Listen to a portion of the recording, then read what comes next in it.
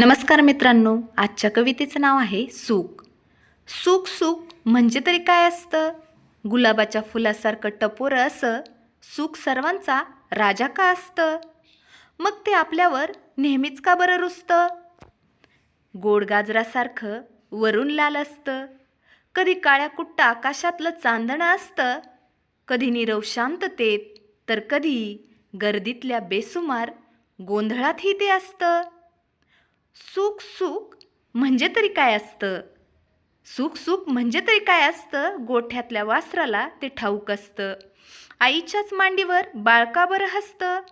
खरंच ते एक गूढ रहस्य सुख तर असतं.